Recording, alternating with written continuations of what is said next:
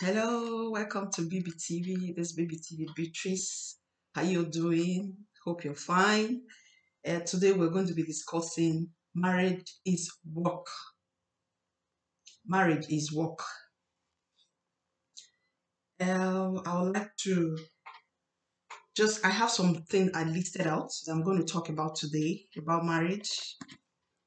I need the wisdom of God is upon me. Okay, so I want to read from the book of First Corinthians chapter 10, verse 12. First Corinthians chapter 10, verse 12. It says, wherefore let him that thinketh he stands take heed lest he fall. First Corinthians 10, verse 12. Wherefore let him that thinketh he stand take heed lest he fall. That passage is talking about you're thinking that I am standing, nothing will happen. Or you are indirectly laughing at somebody that maybe things are not working out for him or her, or the marriage is not working, because we're discussing marriage today. You're indirectly laughing or mocking the person. The Bible says, let him that think, let she that think he stands. Take heed, be guided, lest he falls. Okay? So today we're discussing marriage is work. Marriage is work. As a man, you have to know how a woman feels. As a man, you have to know how a woman think. As a man, you have to know how a woman or a women behave. Though a lot of men have said that women's behavior or character changes, depending on the situation. But as a human being, we all have different ways in which we react to things. There's a way a man reacts to things. There's a way a woman reacts to things. The way a man reacts to situations or things is different from the way a woman will react to it. Okay, that's how God made us, and we are special in our ways. Men are special in their ways, women are special in their ways.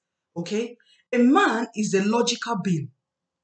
A man is a logical being. He's thinking, oh, how am I going to get that project? How am I going to make that money? How am I going to get that target? That goal I've set. Okay, women were emotional. We're emotionally made by God. Things move us. That's why people say women cry a lot. Things move us. Okay, and that's the only way that's the best way God has made us. Because women, you cannot be like a man. If God had made a woman the way he made a man, the way he created the man, two men cannot be in the same house. No, it's not possible.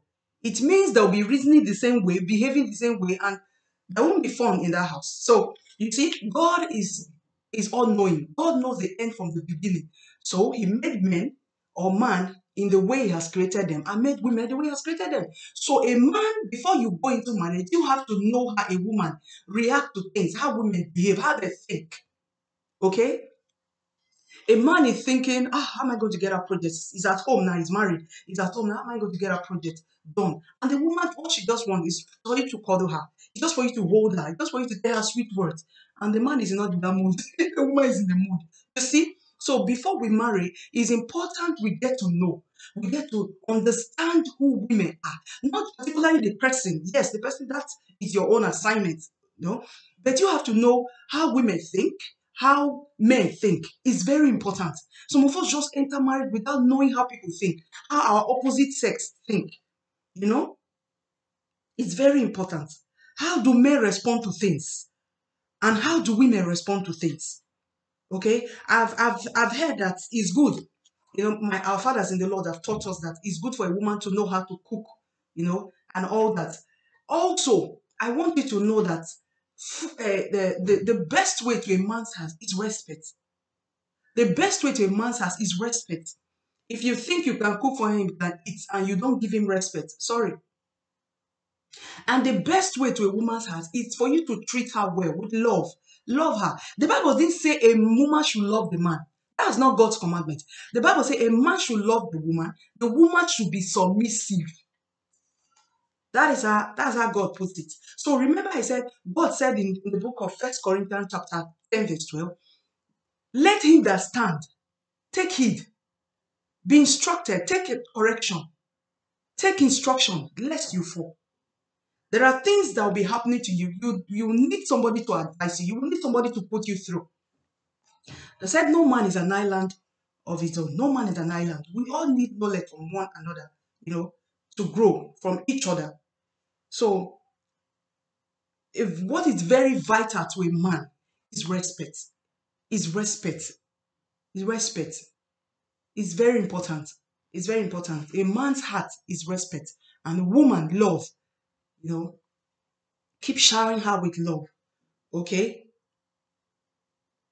Also, when a man is talking, let's say your husband is talking. I think wisdom demands that we keep quiet. I've read a lot of women of God's books that people like Reverend Lizzie, people like Pastor Faith, Biola Oyedipo, Reverend Lizzie Johnson Suleiman, and those are the people I've read their books, and some other books I've read, and Stormy Mata and the rest. They talk about respect, and also wisdom demands, because women are made with this nature of talking. Women, there's this nature of talking. But when your husband is talking, it's good to keep, let him talk.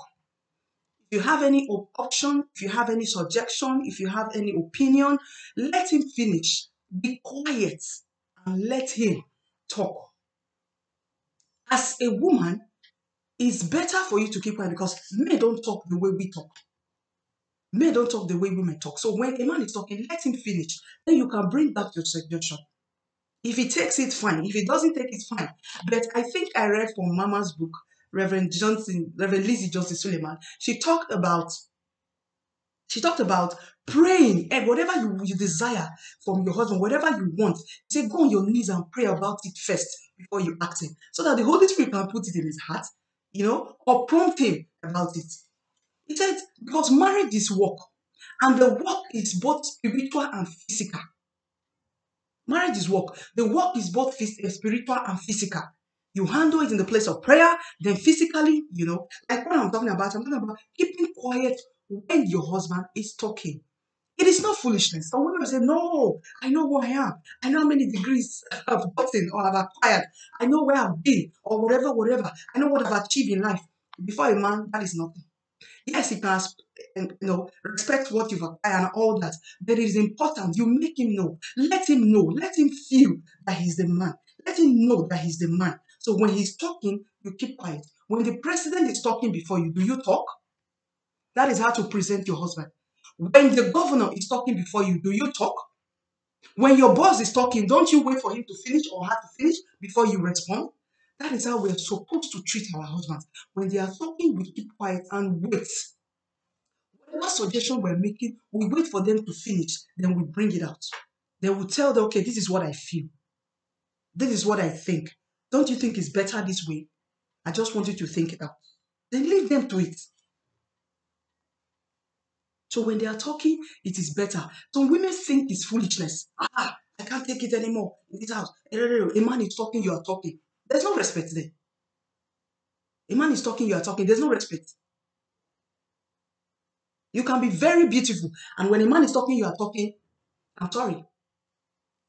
Like Pastor Chris will say, the day you stop respecting your husband or being submissive to your husband, that's the day your beauty fades. I was shocked when I heard that from him. So when a man is talking, it is wisdom. It is not foolishness. It is wisdom to keep quiet and listen. Okay? Do not prove to a man. Men are competitive in nature. Men are competitive in nature. And as a woman, you have to, when it comes to your home and some things, decisions, don't be competitive with your husband. God made men in a way that they are go-getters. Yes, women, we are too. But I'm talking about homes now. I'm talking about marriages. When it comes to our homes, in getting goals, let the men lead, follow, obey, take instructions. Men are go-getters. Men are pace setters. We women, we are too. But we have our lines. When it comes to your marriage, know that a man is made to be competitive. So don't compete with your man. Don't compete with your husband. When you compete with your husband in any aspect in your marriage, he will resist you. He will resist you. Because men resist those that compete with them. That's how they are made. So I just came to share with us today this kind of this. I have like four points I've listed now. Understand who a man is. A woman understand who a man is as a woman. Understand who a woman is as a man. Then two, learn how to respond to a man as a woman. Learn how to respond to a woman as a man. Then number three, respect. A man demands respect, and a woman love. Love from the husband. A man needs respect from the wife, and the woman needs love from the husband. And let me tell you, before you want that love from your husband, give him that respect, and you will see it. It's reciprocal. It will come back to you. Treat him like a king that he is, or treat him as a king that he is. Okay. And the number four is be quiet when he's talking. Be quiet. Let's apply wisdom in our marriage. Let's make it work. Let's not allow the works of the enemy to come to pass in our life. That is why I read that scripture first from the book of First Corinthians chapter 10, verse 12. That say, wherefore, let him that stand take it lest he fall. Okay? Don't allow pride to take over your home. Don't allow pride. Be humble as a woman. Be gentle as a woman. No matter, even when the man is making wrong decision, go on your knees and take it to the Holy Spirit. Take it to God. Iron it out in prayers. You see it playing out to the glory of God. Because it's good for us to understand each other. Marriage. That's the only way we can make it go forward. Because the devil is not happy about marriages. He's not. Remember, I told us in one of my videos that the first thing the enemy fought is marriage. The Bible says God created the heavens and the earth. He created everything, the animals and everything. And God created man. Created man and later created woman. After he created man and woman, the Bible says, and Adam knew his wife. God joined them. That was the first marriage in the whole wide world. The enemy came and attacked the woman. With words, subtle words, changing the things God has spoken to Adam. So remember, when God was talking to Adam, Eve was not there. Eve wasn't there. So you have to follow, obey the instructions your husband is giving you. Okay? This is what I just came to share with us today.